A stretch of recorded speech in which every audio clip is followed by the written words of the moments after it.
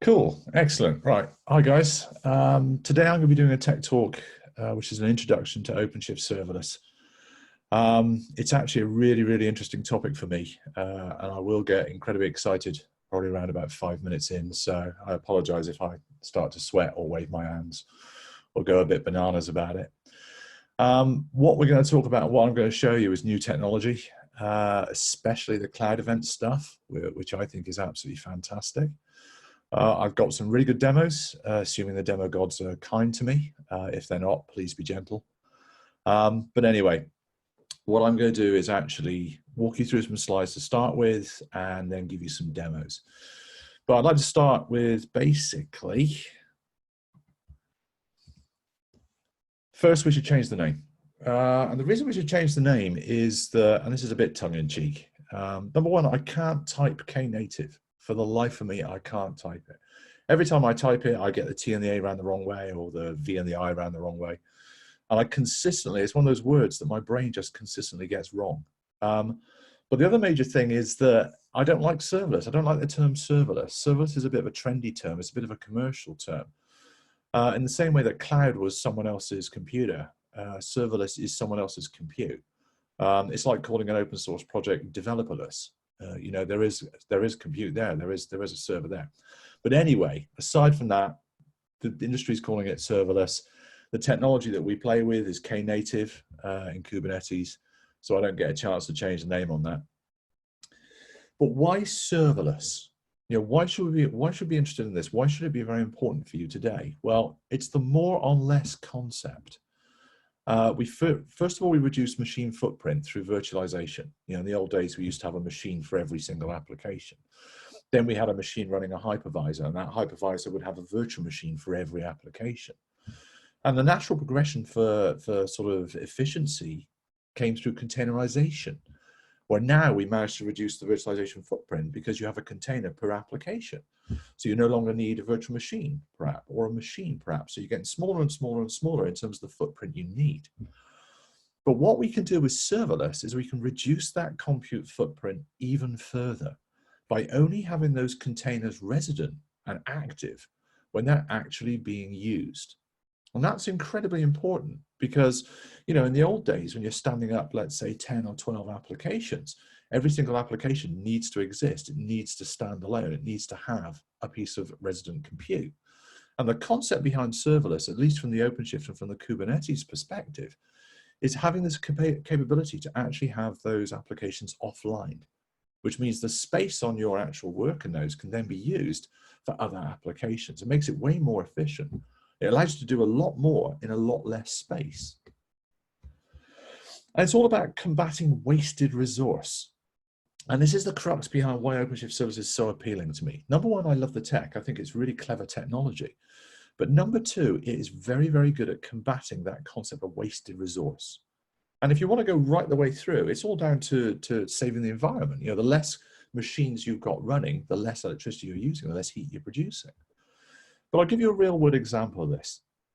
So examine you've got a system where you've got 10 web services you offer to your end customers. And out of those 10 web services, one is called every 10 seconds, and the others are called once every 24 hours. Now, in a classic containerized approach, in a Kubernetes approach or an OpenShift approach, you'd have to have a container, a pod, an application running to service all of those requests all the time. So those applications that are called once every 24 hours, they are using machine resource when they're not actually doing anything. They're sitting there waiting to be called. Now with serverless and knative, you can configure those 9 rarely called web services to only be resident when they're physically called and only for the duration of when they're being used. So you more efficiently use that kind of compute space that you would otherwise be just hanging around waiting for actual requests to come in. So enough theory. I mean, I'm not going to talk too much theory on this because I want to get into the developer side because this is where it's really cool. To put simply, OpenShift Serverless is all about being able to auto-scale a pod to 0 instances when it's not being used, and then being able to spin the pod back up on demand. And I put demand in italics there because when I say demand, there's a number of ways you can actually request operations to the application. So forgetting about the complexity under the covers for a sec, in terms of actually doing it, It is incredibly easy within OpenShift. We've got examples in the user interface I'll show you, where you just indicate that your application is knative, and that does it all for you. It sets up the hooks that allow it to be restored. It sets up the timeout that removes it. It actually creates it as being a knative service. So what I'm going to do for the rest of this tech talk is just walk through a number of different examples, highlighting the different ways in which serverless is actually used and implemented within OpenShift. And eventually I'll get to what we call cloud events, which to me are the real cool things. On the cloud event side, cloud events kind of solve all the problems I've ever had in terms of writing applications and hooking applications together. And they're finally a way that we can actually produce cloud native applications in a clever way whilst exploiting the underlying technology. If you want to use serverless on OpenShift, it is incredibly simple to install. Serverless is actually installed as an operator. I'm not going to rant and rave about operators because I love talking about operators and I'll talk about them for hours. But put simply, you install that operator into your OpenShift cluster and it enables all the components you need under the covers to be able to take advantage of the knative and the serverless components. For a deep overview and instructions on a lot of the stuff I'm talking about, there are two links I'll point you at. One is devepiphany.org, which is a blog that I'm currently writing. And what I've done over the last 4 or 5 weeks is I've written a 3-part blog that goes through all the ins and outs of writing the Loom application I'm going to show you. And the Loom application is a multi-knative service, multi-revision application that shows you quite cleverly how things spin up and spin down when being called. And the other one is a GitHub repo in my own personal repository UKI-Developers called knative chain. And all the source material for the Loom example, including the creation YAML files, including the example application, which calls all the ins and outs of the knative services, they're available there. It's fully open source, so you can just pull it down and play with it to your heart's content. So before we get started on actually showing you the demonstrations and having a play with it, I want to quickly explain the tools that we use. There are 2 major tools for interacting with serverless from an OpenShift perspective. One is the OpenShift user interface. And once you've installed the serverless operator, all the components you need to use serverless are actually integrated into the user interface itself. One of the major components is that it will prompt you when you're creating an application as to whether or not you want to make it a knative service. And I'll show you this running in a second. And the other ones is it basically has extensions to the developer topology, which give you good visual indication of how these knative services are behaving. You'll see a lot of that in the demonstrations I'm going to show you. And the second one is the KN command line knative tool. It's basically a command line that you actually use to interact directly with the knative objects within the cluster. Like most of the Kubernetes-based command lines, it works on the context of login. So when you log into the server for, let's say, OC or for kubectl, that sets up the context. And when you run the KN command, it will automatically defer to your previously logged on context. Again, I'll show you some of that. I'll also show you an extension to KN that we're currently working on called func. And that is to do with a new technology. And that's one of the things I'm going to show you later on called functions. And functions make it even easier for developers to set up and run individual components as serverless components. So what we're going to do first of all is look at example number 1, which is simple knative serving. So knative serving works by triggering the restore of the pod based on ingress to the service point. Basically, what a knative serving application does is it sits and waits for traffic to come in on an ingress point, and then it spins up the pod. It's all driven by external traffic arriving at the service. So in English, these apps fire up on receipt of a request to the provisioned service, i.e. on port 80 for a web server. And this example, what I'm going to do here is provisioned directly from the OCP user interface itself. So, and again, demo gods permitting, I normally get stung by the demo gods, so be gentle if they don't like me. So what I got here is basically, I'm running an OpenShift cluster on an OpenShift dedicated cluster. So this is running basically on a dedicated standalone cluster in AWS. And what I've done previously is I've set up some of the demos I'm going to show today, but I've created a project called TechTalk demo. And this is basically just a standard OpenShift project. There's nothing different between this and a standard knative project and a standard project. I've installed the operator beforehand, so the actual knative serverless is available to me. And what I'm going to do to actually show you a knative serving example is simply create an app. So for example, if I go to the developer viewpoint, and I say I'm going to create an application from the catalog. So I'm going to use the OpenShift source to image. OpenShift source to image basically wraps all the building of the application within pods.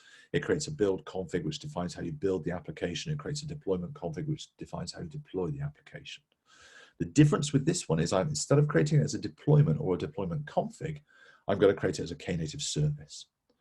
So I'm going to pick a node app. I'm going to use the builder image. I'm going to use one of my standard Git repos. I've got one which contains an application called OCP Node, a very simple web app.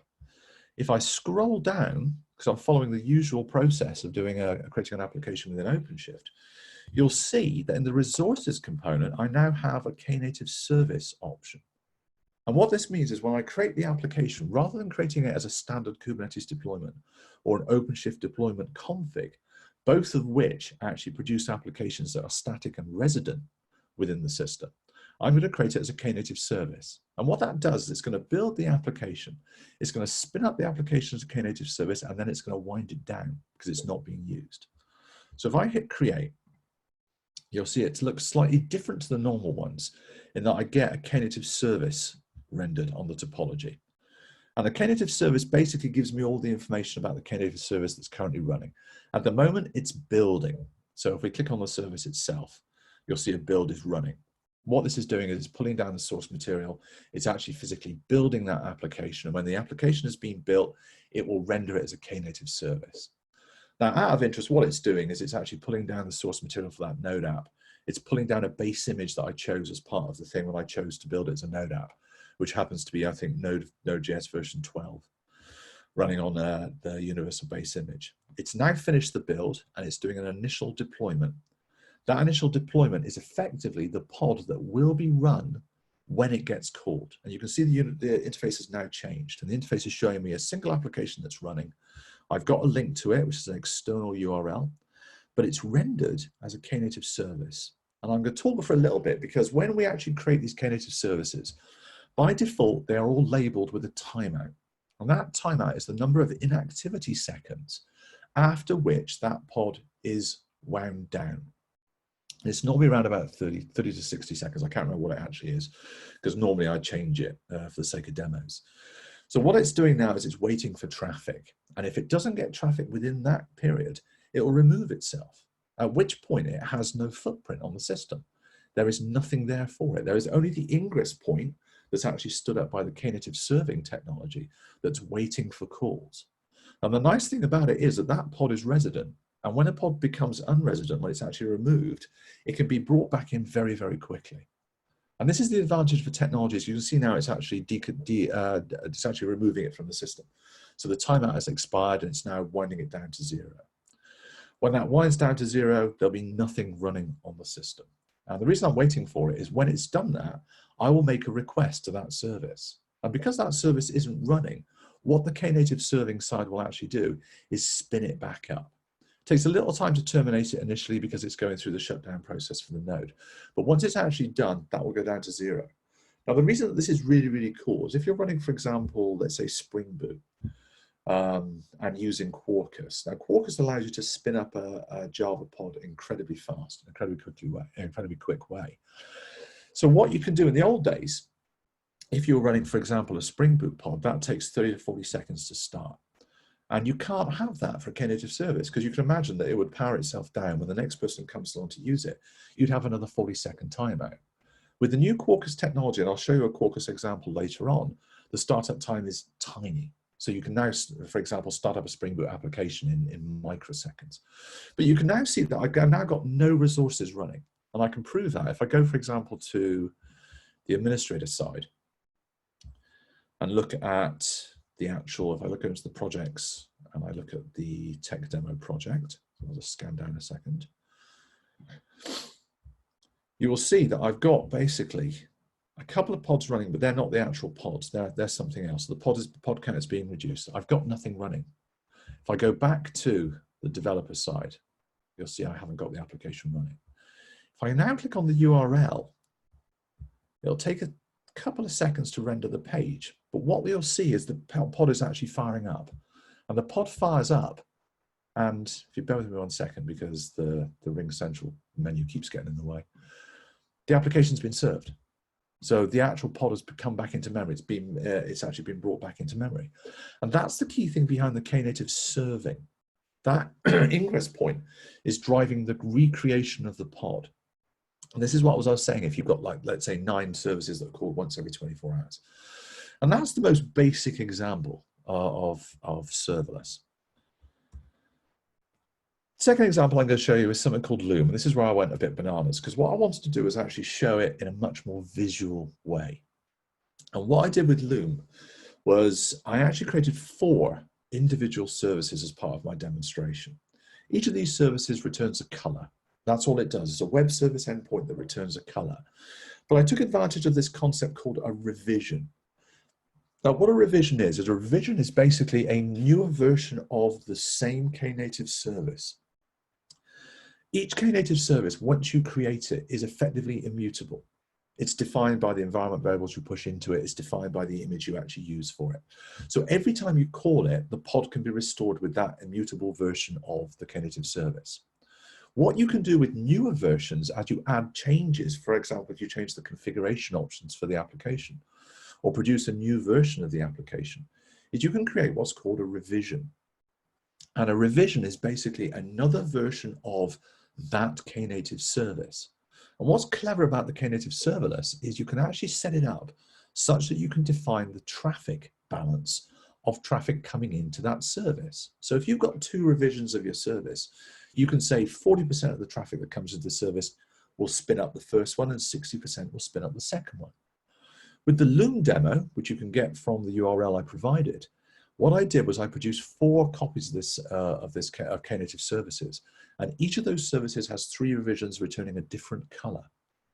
And what the demo does is it actually fires up a web page that fills a Loom, which is basically 4 rows in a column. And it randomly calls one of those 4 services for each of the points in the row. When it calls the service then randomly decides based on the traffic which of the revisions to call. So it is a bit of a pithy example, but I'll show you it running before I actually explain what it's doing under the covers. So I've got this demo page.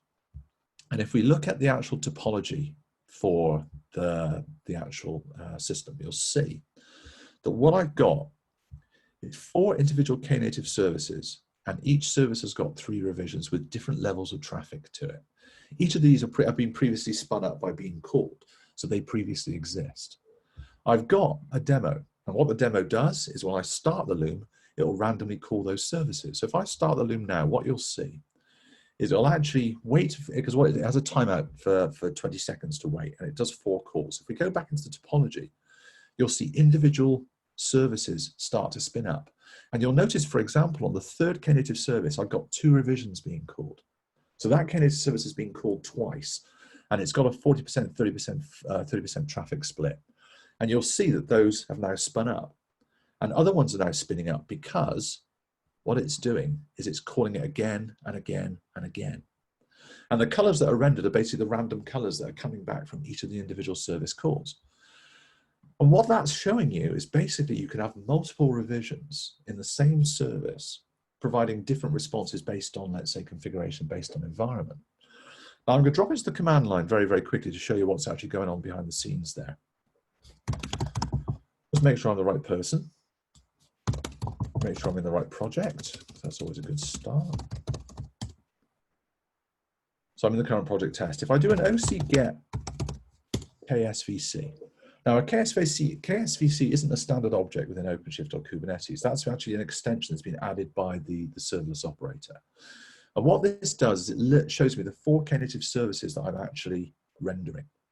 Now I can also use the kn command, kn being the knative command. And for example, here I could do, let's say, kn service list. And that gives me the same information as OC get k service, because I'm listing the services themselves. I can also look at the revisions. And you'll see I've got effectively 12 revisions. And the revisions, you can see they're actually linked to the services. So I have 4 services, link 1, link 2, link 3, and link 4. Each of those has 3 revisions. And those revisions are the ones that have different environment variables. If we go back to the slide, you'll see I've got that little bit of text at the bottom, a little bit of command. And that's the command I used to actually create that revision. And what I did was a KN service update link 4 -- revision -name v3 -- m color equals blah, blah, blah, blah. And that created a new revision with the label v3 with that environment variable passed into it, which is a completely standalone immutable revision of that service. It's still part of knative of the K service link 4, and the traffic is actually set again by another KN command, which allows traffic to get into that. So that's kind of a very quick overview of the revision concept. But again, this is based on knative serving. Now we're going to get onto the cool stuff, because that in and of itself is very clever. You can do some very clever things with web services and microservices. Again, we talked about the concept of running Spring Boot applications using Quarkus. So you can do endpoints very, very quickly. But all that is based on traffic arriving at an ingress point. The other side of Knative, which I think is slightly more fun, and also the next generation stuff, is to do with eventing. And we got this concept of what we call cloud events. Now, I go on about this a lot. Knative serving is great, but cloud events eventing is something special. I love this to pieces. And the reason I love this to pieces is that I used to write a lot of applications that were based on messaging, a lot of applications that were based on point-to-point communications and point-to-point method and APIs calls. Used to do it via RPC and all those kind of remote process calls and things like that. And you used to find when you were writing these kind of distributed systems, a lot of your code was boilerplate. A lot of your code was configuration. It was wiring up the actual comms. It was wiring up the messages. And you ended up sort of spending a huge amount of your time getting that working. And that, you know, this is one of the reasons I didn't really get into Camel. It's one of the reasons I didn't get into AMQ and things like that. Because I used to have so many problems actually setting up the boilerplate to get this to run. What we've done with the Knative eventing is we've wired it all in for you. And they've come up with this concept called cloud events. And cloud events provide an abstracted pre-wired way to drive simple state events to Knative services and functions. The arrival of the cloud event triggers the spin-off of the application. So rather than it being driven by ingress traffic arriving at the ingress point, the spinning up of the actual end Knative service or the function that will process it is driven by the event arriving at the broker and being pushed to it using something called a trigger. The application function that's called can then emit cloud events of its own.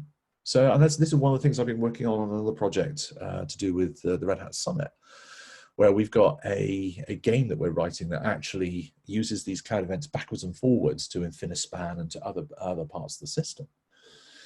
And all these events are marshaled by brokers that are namespace bound. So effectively, you create a broker, a named broker within the namespace, and it lives within the namespace. So it can throw events, emit events. It can be called from outside the namespace, which is really, really cool. And I'll show you how that's done in a minute. That tiny bit of code at the bottom shows you how to create a broker, and it's that simple. What happens when you do that is I create this within a namespace. It creates the broker. It's underpinned by an in-memory channel. You can actually have it underpinned by Kafka instead. So you can have persisted messages being driven by the cloud events. But the lovely thing about the cloud event stuff, and I can't go on about it enough, is the simplicity of the interface. Because that cloud event itself is simply a name, which is the type of cloud event, and a payload, which is a chunk of data. And that could be JSON, it could be bytes, it could be a string, it can be whatever. What we've done is we've actually got this concept of emitting. So the nice thing about the cloud event model is that it's purely event driven. And all the standard demos that we produce, because this is reasonably new, are based around Telegram, because Telegram's a good event source. You know, you can generate a type of message into Telegram, you can have a bot emit a message into the broker. But I wasn't happy with those kind of demos. So what I've done is I've written an emitter that's based as a Node.js emitter, and it's based around the Knative eventing function Node.js SDK. And it works as a point to throw events into the system. And do you see the actual code on the right-hand side, how simple this code is? We've got what's called a cloud event, and you give it a type, you give it data, which contains payload. In this case, payload is predefined. And you give it a source, is where it's come from. And you simply do a post request to the broker URI of that cloud event. And that's all you do. And the fact that it's that simple makes it incredibly easy to write. And because the fact that it's abstracted, the fact that you can pass anything in the payload makes it brilliant. There's no tightly coupled APIs or tight definition on the data that can be sent. Example 3C, Cloud Events Consumer. So we talked about the broker, we've talked about emitting the stuff. And I can basically, well, before I go on to this, I'll show you a quick example because I've got it up and running in one of these things. So if I go into, if you bear with me 1 second.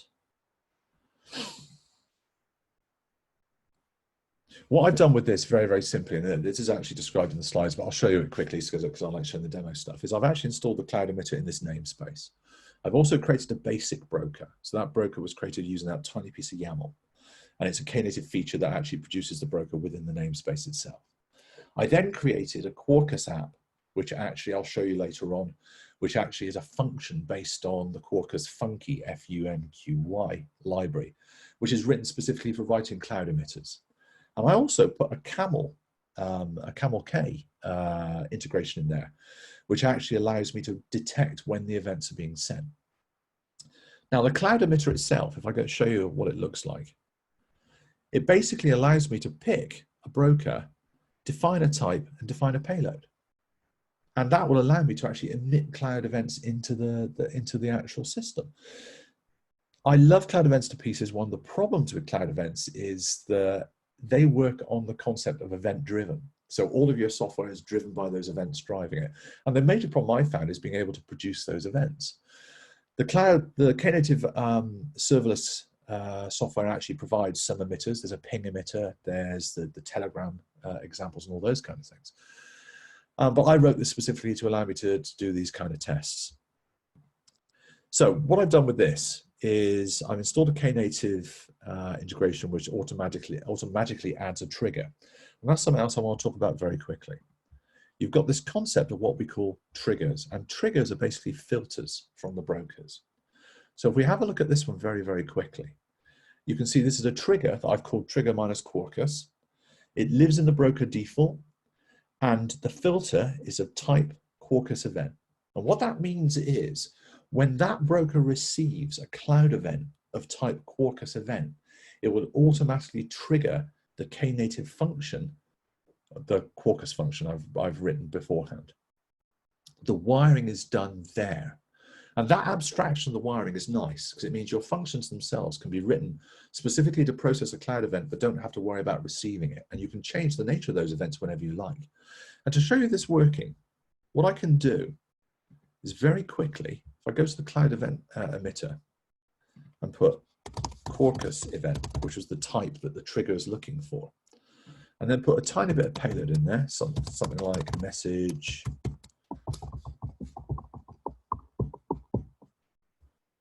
and I'll emit it. So what's happened is that's gone into the broker. Immediately, the knative technology detects that that message has arrived, and it spins up the Quarkus function.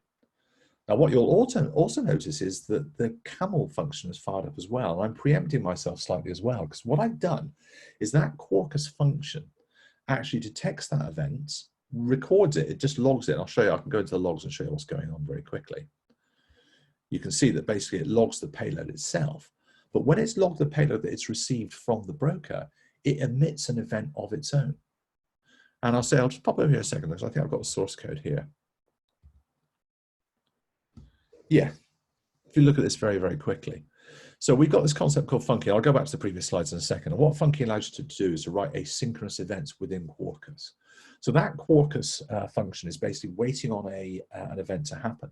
When the event is happening, it's then emitting an event of its own, which is based on a Java project. So I've got a Java project I've written, which has just basically got a message in it.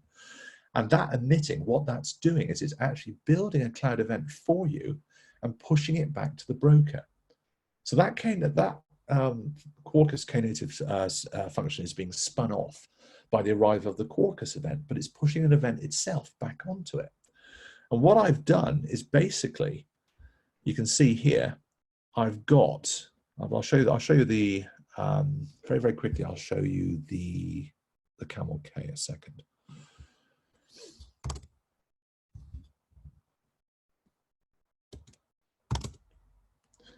So what I've got, and this is the nice thing about the camel K stuff, is an incredibly simple piece of camel. And what this does is it draws from an event called TechTalk event and just logs what it gets.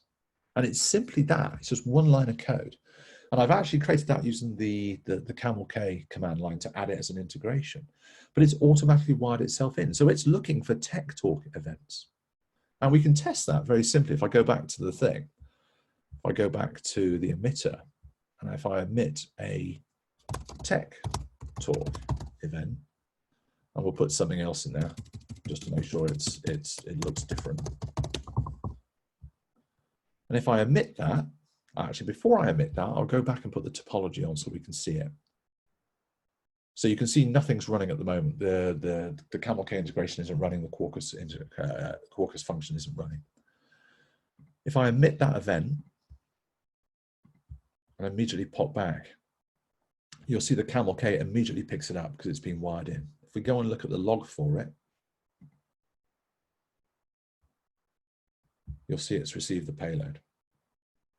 And it's that easy to wire it in. When you're creating the functions themselves, you have to create the triggers. And I'll show you that very quickly. If I go into the Quarkus function source code here, I use a piece of YAML here to define the trigger.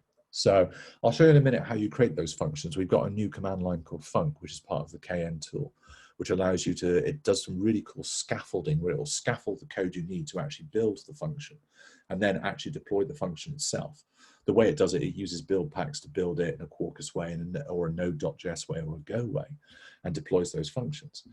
But once those knative services are actually installed or the functions are running, you have to create the trigger for it. So in the case of the knative function through the Quarkus side, using the func command, I have to create this trigger. And this trigger is basically an abstracted object component, which makes it nice. But you can see here what I've done is I've got a broker called default, and I'm filtering based on a type of Quarkus event. And then with that filter, I've got a subscriber, which happens to be a Quarkus function, which is the actual knative function, which is a service endpoint. And that's what's created by the func command. So going back to the actual demo itself, actually, I'll go back to the slides a second because I got a little bit excited there.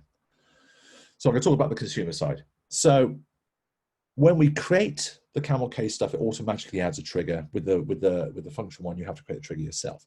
And the trigger itself is a routing object that in combination with the broker pushes the named event to the target consumer. And that simplicity of wiring is what makes this incredibly useful for next generation cloud native applications.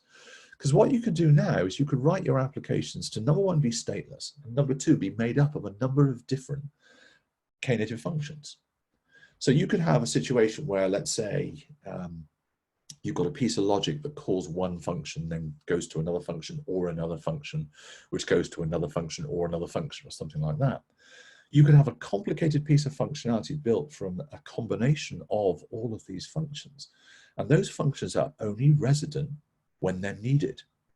So rather than having a big, we can't call them legacy applications, we can't call them sort of big applications anymore. But rather than having a web service or a microservice-based application where all of your applications are resident and taking resource up, you can now have it so each of the functions disappears when it's not needed. And that means, and this is where it gets very sweet, that you can host a lot more on a lot less. Because in theory, you can overcommit your resources. You'd have to tune it for, let's say, if you had something like a burst compute where all of your services were called at once and you didn't have enough machine space, you'd be a bit stuffed. But if you're clever about it, you could write these kind of systems so you don't use as much resource. And that's the whole point behind it. So in the next example, we'll do this manually as part of a knative function. So functions are a work in progress. This is the new stuff we're working on. It's basically a command line extension for KN called func. And functions through an extension to the KN command allow you to scaffold the knative functions and deploy them. So all of your interactions with the functions in terms of actually building them, in terms of deploying them, are done through func. It's slightly different at the moment in that some of the build packs require Docker. So you have to run it on a machine that has Docker. In my case, I'm running a Mac and I haven't got Docker on it. So I'm running a virtual machine where I've installed Docker, I've installed Podman, and I do all my func builds on there. So this allows you to build code, deploy as a function, and all the knative service and wiring is done for you. I say currently the function extension to Kn supports scaffolding the Quarkus, Node.js, and Golang functions. I love Quarkus, and this is a very good introduction to doing Quarkus itself. And you can see from this screenshot the kind of output when you do a K and func for help to see what you can actually do. You can build functions. You can generate the completion scripts for the functions. You can create functions. You can delete, deploy, describe, all those kind of things. This will be integrated into the KN command line itself because functions are a part of the Knative stuff. I'm going to talk very quickly about Funqy. Now Quarkus has got some extensions specifically for functions. Now functions themselves, they make for small code, and that's the nice thing about it. Now for that function that I showed you running, the Quarkus function that actually just responds to the thing and generates another cloud event that calls the camel case stuff, I used a piece of technology called the small Rye uni emitter, and that was a piece of technology that allows you to write asynchronous functions. And what this function does is you create the function itself with an input and an output. And that input can be whatever. It's actually filled by the Knative technology, which pushes the cloud event in. And you can give it an object, which is the output. And that output itself is marshaled again back into the cloud event when you actually push it out. And what I do here is that it's this return uni.createFrom.emitter is actually, that tags itself back into the broker. So when my response method builds the return object, that's marshaled back in. And you can see that there is an annotation which maps the response type to TechTalk event. So what that means is when my build response, which actually isn't shown here, all build response does is actually create an instance of a POJO which contains a field called message and puts a message into that. When that build response is finished, the cloud event itself is pushed back to the broker automatically with that type. And that is as simple as it gets from the Quarkus side. And what I love about it is, because I say I've been a Java programmer for 20 odd years now. I can write pure Java. I can build it under Quarkus and I can wrap it in that asynchronous call from within a function. So potentially anything I can do in Java, I can now wrap as a function. Because I can wrap it as a function, I can run it as a Knative service. Because I can run it as a Knative service, it becomes only resident when it's needed. And that's a massive advantage. The other beautiful thing about it is because it's asynchronous and because it's stateless, you can build your applications in a cloud native way. You build them stateless, you build them to survive failure, because now they do fail automatically. They are removed when the actual request is finished. And that's incredibly powerful from a programming perspective. These are very early days with this. I've been working closely with the engineers that produce the func stuff. And we've already been finding bugs and correcting them and making it more usable for developers. But for me, going forward, this is utterly brilliant, because not only does it allow you to write cloud native applications, it automatically hosts them in a cloud native way. All that wiring, all the old school problems we had with wiring things in and having to know configuration, having to know formats and all those kind of stuff, they go away if you use this. That marshalling technology, especially the one that actually takes the payload itself and unmarshals it, is superb. I've been writing functions based around massive JSON payloads, but I've also been writing functions based around binary blobs or based around simple strings. You're not forced into having to have a format for the way in which you actually talk to these things. That simplicity of producing a cloud event that has a type and a payload is beautiful. You can be as complicated as you like, or you can be as simple as you like.